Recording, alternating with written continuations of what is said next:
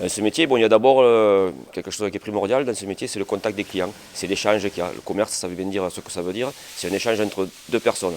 Ensuite, il y a le côté cuisine, où c'est toujours pareil, faire plaisir aux gens en fait. Si vous n'aimez pas ce métier, si vous n'aimez pas faire plaisir aux gens, vous ne pouvez pas faire un métier comme ça. Ça va de pair en fait.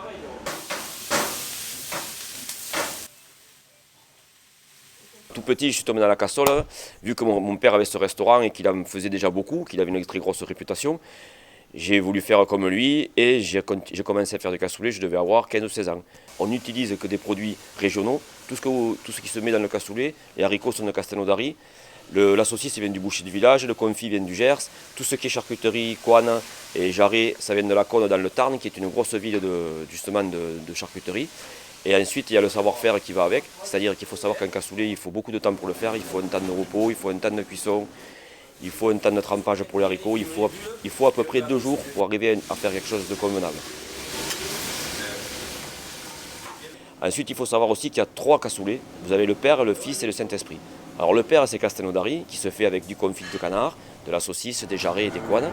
Vous avez le Fils, qui est Toulouse, qui est à base aussi de lingots, où on rajoute à l'intérieur du mouton, de la tomate, des carottes.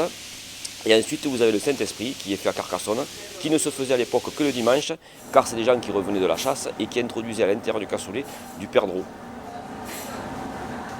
Oui, après, j'ai un secret, mais le problème, c'est que je ne pourrais pas vous le dire.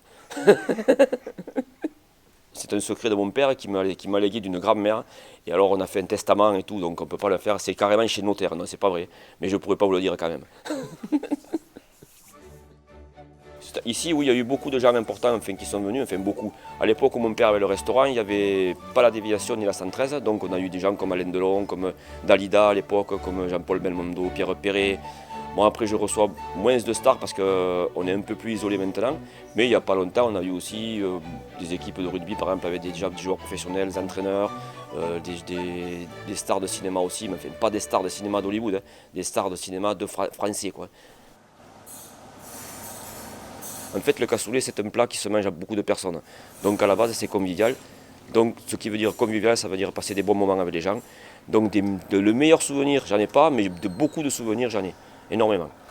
Comme par exemple, avec une équipe de rugby, c'était le Stade français à l'époque, qui est venu avec ses 3 entraîneurs, qui étaient 3 champions du monde, il y avait 2 Australiens. Et on a passé une soirée, rien qu'entre nous, et à faire l'apéritif comme en France, à manger comme en France avec du cassoulet. Et j'ai jamais vu des gens manger autant de cassoulet de ma vie. Le bonheur passe par le cassoulet, oui, puisque c'est ma vie, j'y passe pratiquement toutes mes journées. Et si je venais à m'arrêter demain, ça me manquerait. Après, c'est sûr qu'à côté, il y a beaucoup de choses.